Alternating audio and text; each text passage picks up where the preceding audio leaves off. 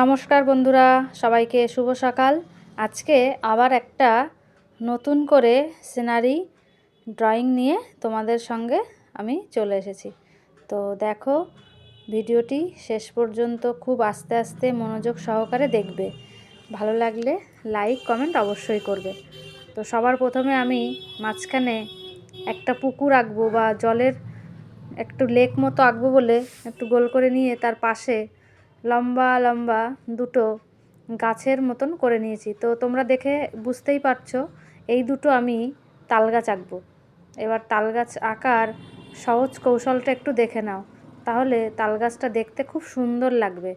প্রথমে উপরে ডাব্লিউ যেমন হয় ঠিক তার উল্টোভাবে একটা শেপ এঁকে তার উপরে ভি লিখে পাশে দুটো পাতাকে আমি নিচের দিকে দিয়েছি। দেখো কত সুন্দর তাল গাছ হয়ে গেছে। ঠিক এইভাবেই যারা প্রথমটা বুঝতে পারোনি তাদের জন্য এই যে সেকেন্ডটা দেখে নাও খুব সুন্দর করে। এই দেখো, এইভাবে আমি দুটো তাল গাছকে আস্তে আস্তে এঁকে নেব।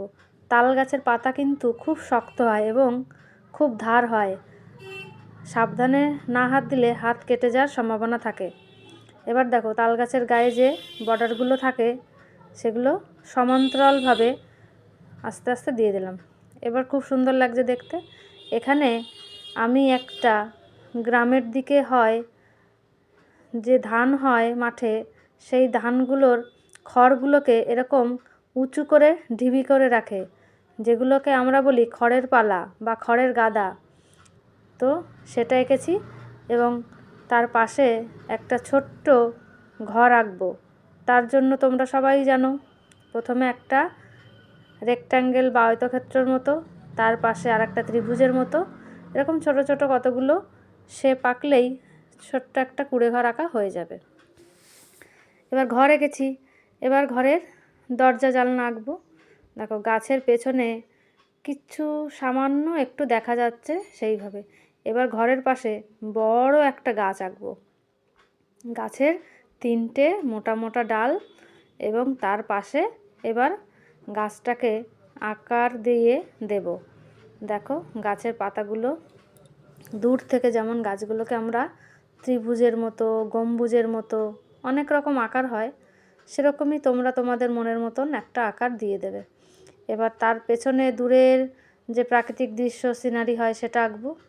এবার খাতার ডান দিকে নিচে আমি একটু ফাঁকা রেখেছিলাম, সেখানে কতগুলো জলের পাশে বা পুকুর ধারে অনেক সময় আমরা এরকম কচু পাতার মতন জংলি গাছ দেখতে পাই।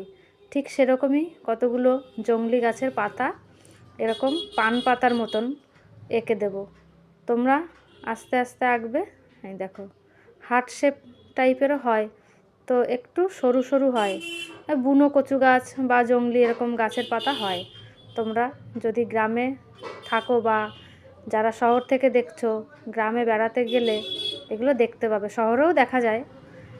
এবার দেখো, এটা যেহেতু আমি বলেছিলাম একটা পুকুর বা লেক আঁকবো, তার জন্য মাঝখানে আমি একটা ছোট্ট নৌকা বা ডিঙি বলতে পারো আঁকবো। এবছর খুব বৃষ্টি হয়েছে, তো তার জন্যে অনেক সময় গ্রামের দিকে বাড়িতে নৌকা আগে থেকেই তৈরি করা থাকে, কিন্তু জলের অভাবে সেগুলোকে বাইরে বের করে না। তো এবার যেহেতু অনেক বৃষ্টি হয়েছে, তো আমি গ্রামে বেড়াতে গেছিলাম, তো সেখানে গিয়ে আমরা নৌকা চড়ে এসেছি। এরকম ছোট ছোট অনেক নৌকা দেখলাম জলে ভাসছে, তো আমি একটু চড়ে এসেছিলাম। এই দেখো, নৌকার একটা পাল দিয়ে দিলাম। তো গ্রামের দিকে সাধারণত এরকম কোনো পাল থাকে না, অনেক বড় বড় নৌকাতে থাকে, তো আমি এখানে একটু এঁকে দিয়েছি। এবার দেখো, নৌকাটা যে চালাচ্ছে এবার আমি তাকে আঁকবো। তো এখানে ছোট্ট করে এঁকেছি, চোখ নাক মুখ আঁকা সম্ভব হয়নি, তাই কোনো রকম মাথার শেপটা দিয়ে তারপরে আস্তে আস্তে গায়ের শেপ এবং নিচে লোকটা একটা লুঙ্গি বা ধুতি পরে আছে, প্যান্ট পরে নেই, তো সেরকমই কিছু একটা এঁকে দেবো। এবং একটা হাত দিয়ে সে নৌকার দাঁড়টা ধরে নৌকাটাকে সামনের দিকে এগিয়ে নিয়ে যাচ্ছে, তো সেটার একটা এঁকে দিলাম। এবার আস্তে আস্তে যে পুকুরটা এঁকেছিলাম সেই পুকুরটার শেপ দিয়ে দিচ্ছি। দেখো, পুকুরটা এরকম একা বেঁকা টাইপের। গ্রামের পাশের ধারগুলো একটু বেশি ভেঙে গেছে বলে এদিকটায় একটু বেশি বাঁকানো। এবার দূরের যে প্রাকৃতিক দৃশ্যগুলো হয়, ঢেউ খেলানো, আঁকা বাঁকা, সেটা এঁকে দিলাম। এবার কালো রঙের স্কেচ পেন দিয়ে ছবিটিকে আরও সুন্দর করে তুলব।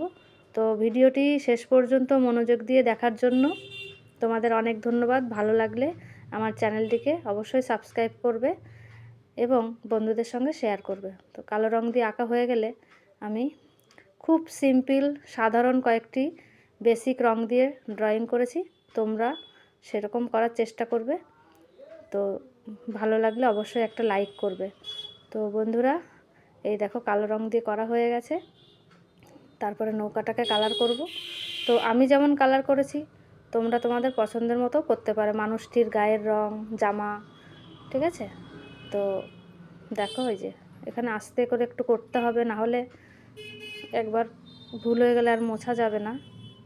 নৌকাটা হয়ে গেছে। এবার এই জংলি পাতাগুলোকে কালার করো, স্কেচ করো। এবার নিচের যে জমিটা আছে সেখানে হালকা কতগুলো ঘাস আমি এঁকে দেবো। এটা কালার দিয়েই করব, পেন্সিল দিয়ে করিনি, মুছতে হবে বলে। তো তোমরা একবারে কালার দিয়ে করারই চেষ্টা করো।